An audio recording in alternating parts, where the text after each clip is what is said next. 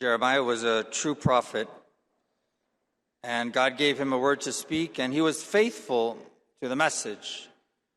God told him to tell the people that they were going to be conquered by their enemies, that it was better for them to surrender, not to try to fight, because they wouldn't win. And so this wasn't a message that the people wanted to hear. They wanted to hear, on the contrary, God's on your side, God will deliver you. And so the princess said to the king, Jeremiah ought to be put to death. He is demoralizing the soldiers who are left in this city and all the people by speaking such things to them. He is not interested in the welfare of our people, but in their ruin. And so it's helpful to see that a true prophet who enters into God's will, who fulfills what God is asking of him, he finds himself in a cistern.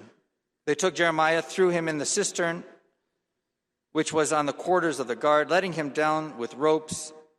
There was no water in the cistern, only mud, and Jeremiah sank into the mud. It's not the way we would do things. It's not what we would expect. We would expect someone doing the will of God wouldn't end up at the bottom of a well in the mud. In the end, he is taken out. They do pull him out of the cistern before he dies. But all of this is to foreshadow the true prophet, the prophet, who is Jesus Christ. And really, in many ways, he experiences the same reality. He enters into the will of God, but he speaks of a baptism with which I must be baptized. How great is my anguish until it is accomplished. And this baptism is his passion, is his death. He's immersed in suffering. And so again, the question arises, how is it possible someone entering into the plan of God meets opposition? Both Jeremiah and Jesus met opposition, and they find themselves suffering. There's division. Jesus also says, I have come to set the earth on fire, and how I wish it were already blazing. And so Jesus will accomplish this mission. The earth will be set on fire. This is the fire of the Holy Spirit. It's the fire of the love of God. But the way he accomplishes this is through this baptism, through this passion, through his cross, suffering, and death. Because fire purifies. Gold is purified by fire. So the elements, impurities, are burned out by fire. And so Jesus puts in front of us this example, because what we see on the cross is exactly this burning love, this love of God.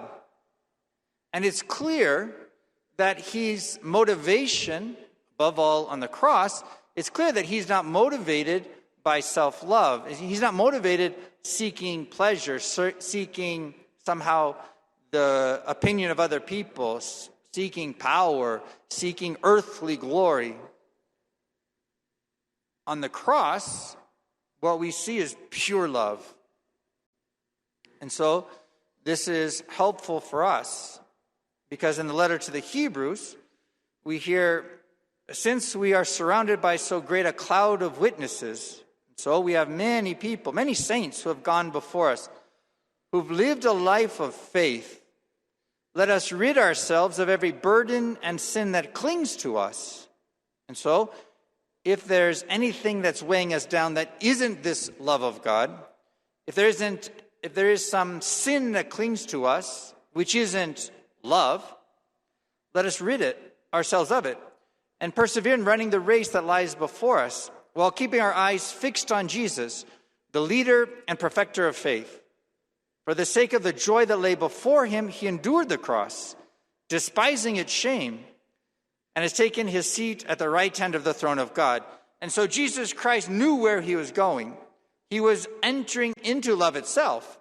He was entering into heaven. and he had his eyes focused there on the Father who is love. And so he was able to persevere the cross. He was able to persevere the suffering because he recognized that this was leading him to be one with love itself. But this is also true for us, and it's also how we should interpret, how we should understand, how we should see the crosses, the sufferings that enter into our lives. Above all, because when we're trying to do the will of God, we can think that suffering is a mistake. We can think that the cross is wrong. We think that God doesn't know what he's doing. But with eyes of faith, we can see that, no, this is what's purifying me. It's what's purifying me of all of these things that aren't love. It's what's purifying me of self-love. It's what's purifying me from sin. It's what's purifying me from any intention that isn't this pure love.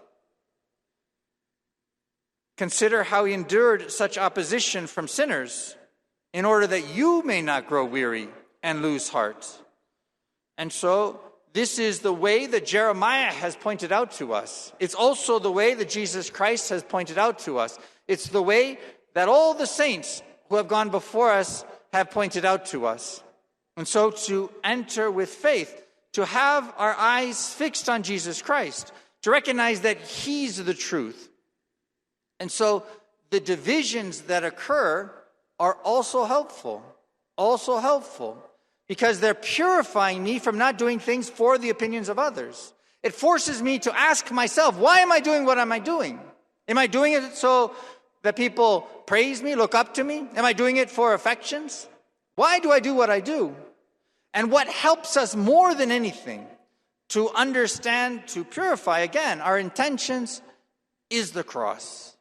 And we can recognize, just as Jeremiah entered into the cistern, where it was clear to the people, he's not doing this for himself. Somehow his life is about more than him. Somehow he's working with a power not just his own. He's clearly not living for himself. It's also what we see in Jesus Christ. He does what he does not for himself. That he's cooperating with a higher power. He's cooperating with love itself. But all of this, as well as all of the saints that have gone before us, is also for us to understand how it is that God's acting in our lives. In your struggle against sin, you have not yet resisted to the point of shedding blood. It's why the church has always held up the martyrs as witnesses, because what they're making clear is that there's something stronger than death, that there's a love that's greater than all the things of this earth. And the reason that the martyrs are able to give their lives, lose their lives, they're saying with their life, there's nothing greater, more powerful, stronger than the love of God. And so I'm willing to risk everything that the world holds important. Power, comfort, success, affections, life itself, because something greater has appeared on earth, the love of God. And this love of God conquers all things. This love of God burns away everything that's impure. And so to see that this love of God is what's acting in our lives, this is what's purifying our lives, not with a bad intention, but so that we can enter into love itself. And so let us ask for the gift of faith, that we also can endure the cross. We can also despise its shame. We can also have our eyes fixed on Jesus, to recognize he is the truth. What we see in Jesus Christ is love itself. This is the only truth. Everything else passes away. And so God's helping us to recognize exactly this. The only thing that doesn't pass away is the love of God. And he desires that this fire is in each one of us and is purifying us, so this fire can be brighter, more powerful, greater in each one of us. And so let us pass to the Eucharist, where Jesus Christ is here, giving himself, loving us, donating himself to us, but so that this fire, which is God, dwells inside of us and burns away the impurity, preparing us to enter, to live with love itself.